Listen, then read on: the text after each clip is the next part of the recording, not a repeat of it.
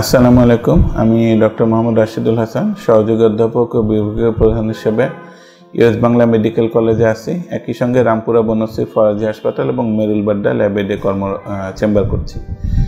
আজকে আমরা এখন এই রোগটা অনেক বেশি পাচ্ছি, তো সেটা নিয়ে একটু আলোচনা করব। সেটা হচ্ছে হেয়ার ডাই ডার্মাটাইটিস বা হেয়ার ডাই এক্সিমা, যেটাকে আমরা বাংলায় বলি কলপ দেওয়ার পরবর্তীতে যে অ্যালার্জি বা এক্সিমা হয়ে থাকে সেটা চিকিৎসা।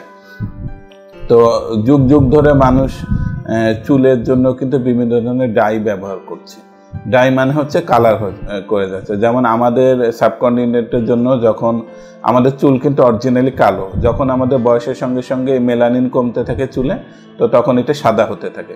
তো এই সাদাটাও একটা সাইন অফ এজিং। তো এই সাইন অফ এজিংকে আসলে ঢেকে রাখতে বা চেঞ্জ করতে আমরা কিন্তু অনেকেই কালার ব্যবহার করি। তো এই কালার ব্যবহারের জন্য বিভিন্ন ধরনের ডাই পৃথিবীতে এসেছে, আবিষ্কার হচ্ছে। তো এই ডাই বা রঞ্জক পদার্থকে আমরা কয়েক ভাগে ভাগ করতে পারি। একটা হচ্ছে ভেজিটেবল ডাই। ভেজিটেবল ডাই হচ্ছে যেটা আয়ুর্বেদিক বা একেবারে ইউনানিভাবে তৈরি হচ্ছে, ডাইরেক্টলি ফ্রম হার্বস থেকে। আরও কিছু আছে মেটালিক ডাই, যেগুলা বিভিন্ন মেটালিক পয়েন্ট থেকে তৈরি হচ্ছে। এবং লাস্টলি যেটা বিভিন্ন সিনথেটিক ডাই তৈরি হচ্ছে। তো বাজারে এখন সব থেকে বেশি আসলে ইউজ হয়ে থাকে সিনথেটিক ডাই। তো সিনথেটিক ডাই ব্যবহার করা হয়, এবং সিনথেটিক ডাই ব্যবহার করার কারণ হচ্ছে এগুলো দীর্ঘ সময় রংটা ধরে রাখে এবং দীর্ঘ সময় ধরে রাখে এবং কালারটা একবার ন্যাচারালের মতো হয়ে থাকে, যার ফলে এইসব ব্যবহার দীর্ঘমেয়াদী হয়ে থাকে। তো এবং এছাড়া বিভিন্ন ট্যাটু করার জন্য যে হেনা ব্যবহার করা হয়, হেনার মধ্যেও আজকাল কিন্তু এদের বিভিন্ন ধরনের ডাই থাকে। তো ডাইয়ের মধ্যে একটা উপাদান আছে যেটাকে আমরা বলে থাকি পিফিনাইলিন ডাইঅ্যামাইন, বা সংক্ষেপে যেটাকে আমরা পিপিডি বলে থাকি। এই পিপিডি হলো মেইন উপাদান, যেটা বিভিন্ন ধরনের এই ডাই রিলেটেড ডার্মাটাইটিস বা কলপ পরবর্তীতে যে অ্যালার্জি তৈরি হয়, তো এটার মেইন কারণ। তো এটা সাধারণত মানুষ সবাই যারা এই উপাদানটা এই জন্যই দেওয়া হয়, এটা এক ধরনের অ্যান্টিঅক্সিডেন্ট এবং এটা কালারটাকে কয়েক গুণ বাড়ায় দেয়। নর্মাল কালার যদি 2 থেকে 6 ঘন্টা একটা চুলকে কালো রাখতে পারে, যখন আমরা দিয়ে থাকি পিপিডি যোগ করে থাকি, তো দেখা যায় এটা 2 থেকে 6 সপ্তাহ পর্যন্ত কালারটাকে ধরে রাখতে পারে। তো এই জন্য এই লংজিভিটির কারণে এটা দীর্ঘমেয়াদী ব্যবহার হয়। কিন্তু বিভিন্ন ইন্টারন্যাশনাল গবেষণা, যেহেতু এটা প্রচুর পরিমাণে রিয়াকশন হচ্ছে, এই জন্য বিভিন্ন ইন্টারন্যাশনাল গবেষণা বা গাইডলাইন গ্রুপ নির্ধারণ করে দিয়েছে 6% কনসেন্ট্রেশন আপনি এই ডাইয়ের মধ্যে পিপিডি ব্যবহার করতে পারবেন। কিন্তু বেশিরভাগ দেখা যায়, যেমন আমরা একটা গবেষণার কথা বলবো, স্পেনেই বিভিন্ন ওরা গবেষণা করে দেখেছে বিভিন্ন ডাইয়ের মধ্যে 10%-এরও বেশি পিপিডি থাকে, যেখানে একটা ইউরোপিয়ান ডেভেলপ কান্ট্রির মধ্যে।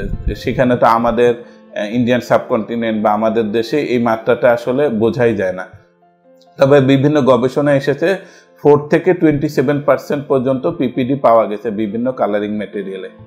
তো যখন এই পিপিডি ব্যবহার করা হয়, তো ব্যবহার করার ফলে দেখা যায় অনেকের ফার্স্ট বা দেওয়ার পরে অ্যাটাক হয়ে যায়, অনেকের দেখা যায় যে কিছুদিন ঘন ঘন দেওয়ার পরে প্রথমবার, সাধারণত বেশিরভাগ ক্ষেত্রে প্রথমবার অ্যাটাক হয় না, নিয়মিত ব্যবহার করতে করতে একটা সময়ের পরে অ্যাটাক শুরু হয়ে যায়।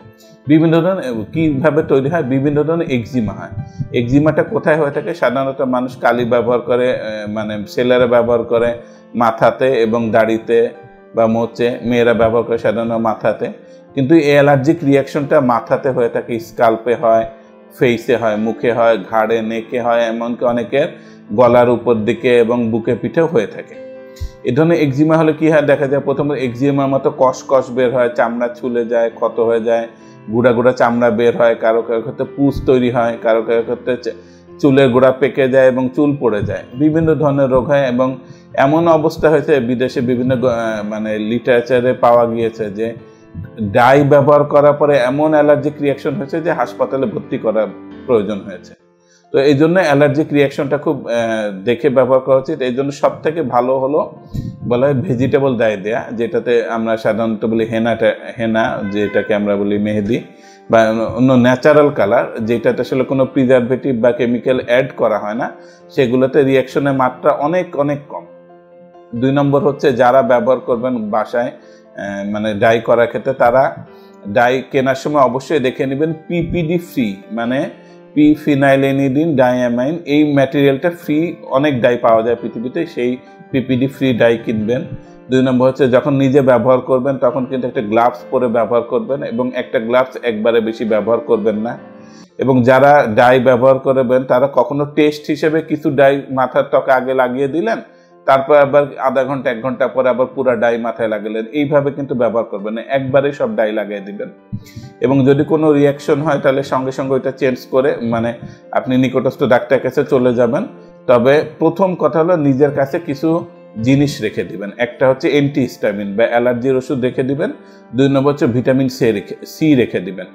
যেবার আপনার যদি কোনো অ্যালার্জির টেন্ডেন্সি বা ভয় থাকে তাহলে আপনি ডাই করার 1 ঘন্টা আগে একটা অ্যান্টিহিস্টামিন বা অ্যালার্জি ওষুধ খেয়ে নেবেন এবং একই সঙ্গে ভিটামিন সি খেয়ে নেবেন।